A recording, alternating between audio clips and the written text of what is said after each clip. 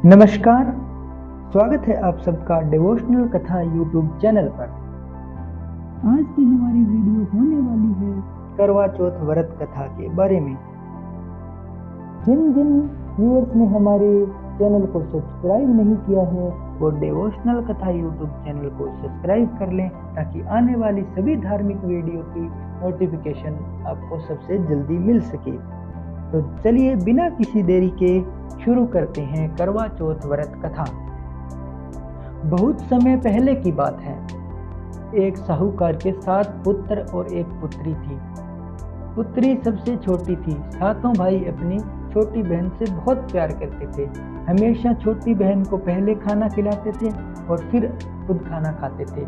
शादी के बाद एक बार छोटी बहन घर पे आई हुई होती है तो सभी भाई उसको बोलते हैं कि आप खाना खा लो, लेकिन छोटी बहन मना कर देती है कि नहीं भैया, आज मेरा करवा चौथ का व्रत है। तो वो उस समय खाना नहीं खाती। तो सभी भाइयों को उसकी चिंता होने लगती है कि छोटी बहन इतनी देर भूखी कैसी रह पाएगी। तो सबसे छोटा भाई होता है, वो सबको बोलता है कि ऐसे तो हमारी बहन भूखी रह जाएगी और छोटी है तो ये भूख को सहन नहीं कर पाएगी। तो सब एक दिमाग लगाते हैं।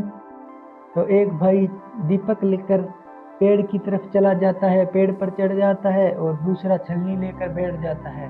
तो छलनी के अंदर से जो दीपक जलता हुआ दिखता है तो एकदम चांद के जैसा दिखता है। तो सभी भाई आकर छोटी बहन को बोलते हैं कि बहन बहन चांद को अर्घ दे दो, तुम्हारा चांद उग गया है। तो छोटी बहन अपनी भाभियों के पास जाती है क्योंकि उनका भी व्रत होता है, लेकिन भाभियों को सब भाइयों की बात पता होती है। तब वो कहती है कि नहीं ननंद सा, हमारा चांद नहीं उगा है, आप उसको अर्घ दे सकती हो, लेकिन हमारा चांद अभी नहीं उगा, हमारा चांद रात को उगेगा। तब छोटी बहन चली जाती है और चंद्रमा को अर्घ दे देती है और अर्घ देकर खाना खाने लगती है। जब पहला निवाला खाती है तो उसको छींक आने लगती है।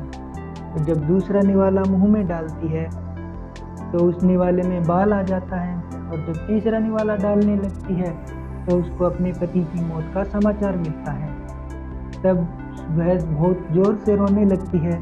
तभी उसकी भाभी उसके पास आती है कि आपके साथ ऐसे ऐसे आपके भाइयों ने आपका व्रत बीच में टुड़वा दिया था, क्योंकि उनको लगता था कि उनकी छोटी बहन ज़्यादा देर भूखी नहीं रह पाएगी, तो आपके साथ ऐसा हुआ। तब वो भाभी की बड़ी भाभी की बात सुनकर बोलती है कि भाभी अब तो मैं अपने पति को पुनर्जीवित करके ही रहूंगी।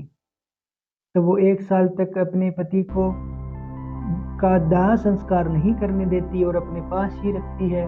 जब आगे चौथ का व्रत आता है तो वो चौथ का व्रत रखती है। सब उसको चौथ का व्रत रखने से मना कर देते हैं कि तुम्हारे पति तो मर चुका है, इस व्रत को सिर्फ सुहागन स्त्रियां रख सकती हैं, इसलिए वो फिर भी वो व्रत रखती है। तब उसके सामने चौथ माता आती हैं कि बोलती हैं कि तुमने व्रत क्यों रखा है। तब वो सारे कहानी बताती है माता रानी को और अपनी गलती मानती है कि माता रानी मुझे माफ़ कर दो, मेरे पति को दोबारा जिंदा कर दो, आगे से मैं ऐसी भूल कभी नहीं करूँगी।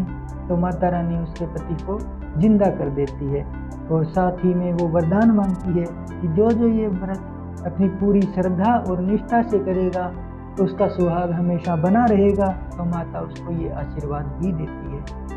धन्यवाद। अगर आपको हमारी यह कथा अच्छी लगी तो आप चैनल को ज़्यादा से ज़्यादा लाइक करें, शेयर करें, सब्सक्राइब करें। धन्यवाद।